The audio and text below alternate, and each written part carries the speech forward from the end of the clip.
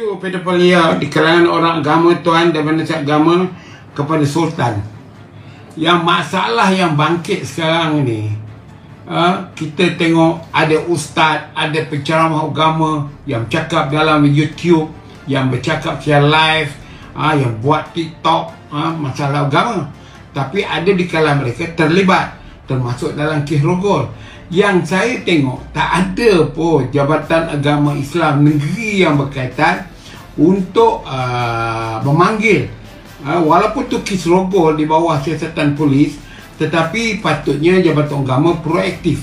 Bukan lagi contoh dia, apabila dia ditahan polis dan kemudian dituduh di mahkamah, secara automatik bahawa segala-gala yang dia buat sebelum ini diharamkan, dibankan. Maknanya dia tidak boleh lagi untuk memberikan ucapan. Walaupun kita tahu kadang-kadang ada kes yang ia kemudiannya dilepaskan, dijaminkan, dan boleh dan terus berucap, tetapi sukatan dia tidak ada. Jadi kita perlu mengambil tindakan. Kita dah ada SKMM, Suruhanjaya Komunikasi Multimedia Malaysia. Kerja dia di dalam pasal 233, nak tunggu orang buat report jelek baru dia nak buat. Patutnya SKM bertindak proaktif dengan Jabatan Agama Islam. Jika mana-mana ustaz ataupun penceramah yang ada tuduhan pada polis, dia patut berhenti dan padamkan semua dia punya ceramah-ceramah itu, untuk semua. Kalau diteruskan lagi, maka SKM patut mengambil tindakan mendakwa dia. Yang ini kena betul lah. Memanglah kena ikut undang-undang. Kena ikut undang-undang. Yang kemudian, UMNO kena berubah dalam bentuk berbagai-bagai. Antara yang perlu berubah ialah pemimpin. Saya dah berkata berapa kali, jangan pemimpin dia asyik bercakap ahli UMNO sedialah berkorban untuk berjuang, berkorbanlah wang ringgit. Tapi pemimpin ada. Malah UMNO sampai sekarang tak ada foundation. Tak gila babi punya parti. Patut UMNO ni daripada dulu dah ada foundation. Yayasan yang mana milik UMNO, ada dulu Yayasan Gerak Bakti, dah disakau oleh pemimpin masa itu.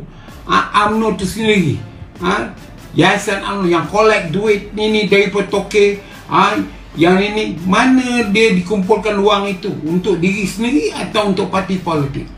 Jadi patutnya sekarang kita tengok di wilayah Ketuan ni, saya pun tengok banyak bahagian-bahagian tubuhkan yayasan itu, yayasan ini. Adakah dia bantu ahli-ahli UMNO ni? Anak dia nak belajar universiti, tak ada cukup duit, di London ke dan sebagainya, nak bayar tuition di universiti.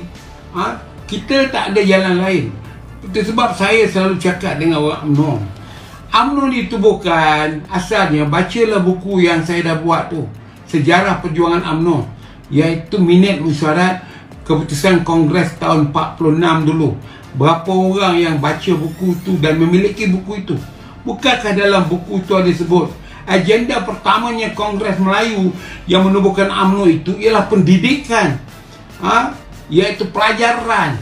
Ditekankan supaya, itu sebab Zakbar menjadi fungsinya, kerana isunya ialah isu pelajaran.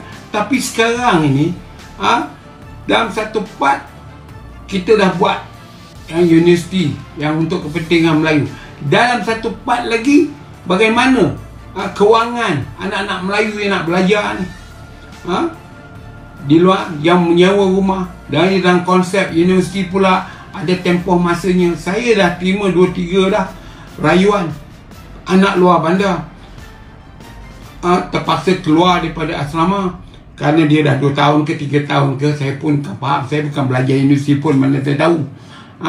Jadi inilah idea yang kita kena selesaikan, yang kita kena bincangkan, tuan-tuan dan perempuan semua. Bukan nak membalun orang sana dan sebagainya. Mas PKR, saya nak komen PKR ni. PKR dah buat kongres, tapi Anwar Ibrahim nampaknya pandai main psikologi, dan begitu juga Rafizi.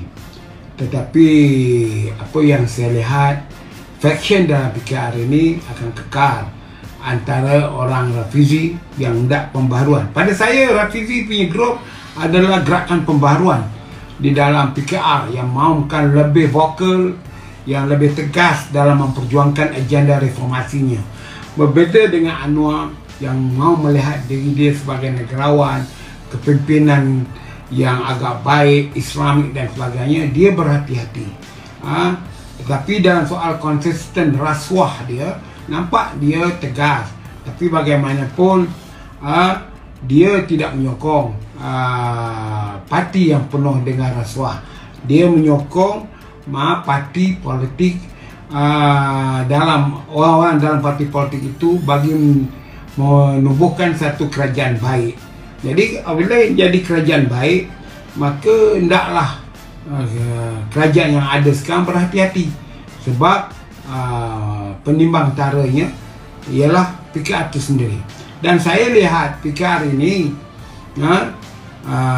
sudah banyak berubah, dan UMNO perlu takut dengan kepimpinan.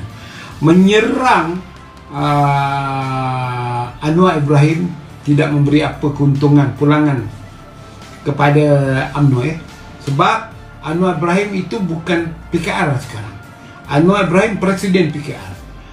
PKR adalah sebuah parti politik yang akan terus menyerang UMNO, bukan lagi atas agenda untuk meminta keadilan. Anwar dipecat, dilucutkan jawatan Perdana Menteri hampir 24 tahun dulu. Itu dah berlalu. Tetapi PKR sebagai parti multiracial yang setaraf parti gerakan yang berbeza, gerakan parti multiracial diketuai asalnya oleh orang Melayu, Syed Hussein Alatas, kemudian bertukar kepada Lim Chiu Yu. Berbeza dengan PKR, dia parti multiracial dipimpin oleh orang Melayu bernama Anwar Ibrahim. Dan puak-puak Rafizi secara lembut telah menyingkirkan order lama yang berfikiran sempit, yang banyak nak memperjuangkan personal Anwar Ibrahim. Ini satu kejayaan yang besar PKR dalam reformasi, perubahan kepimpinannya. Jadi soalnya sekarang ini, kalau mereka cuba nak memburukkan PKR, soal Rafizi ni lembut dan sebagainya, itu soal. Dan begitu juga Rafizi ni banyak cas mahkamah, fitnah sana, itu kena dihadapi oleh orang politik, termasuk saya juga lah, ya.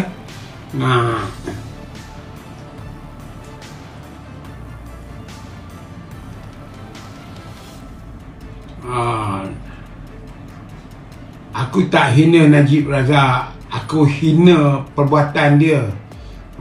Perbuatan itu hina, tidak mulia. Mencuri wang rakyat Faizal Hashim adalah perbuatan yang hina, terkutuk, yang menyusahkan rakyat sehingga hutang sampai 35 bilion tak selesai-selesai lagi. Pada engkau itu maruah, itu kebaikan. Tapi bagi kami, aku yang wakili rakyat terbanyak, menganggap Najib ini melakukan perbuatan hina, menggunakan kedudukan dia, sakau duit SRC, duit YNDB dan sebagainya. Itu dia. Jadi kau cerdik sikit, Faizal. Kau bezakan antara hina diri manusia ataupun hina perangai dia. Faham tak, Faizal? Sebelum aku tergajian kau keluar.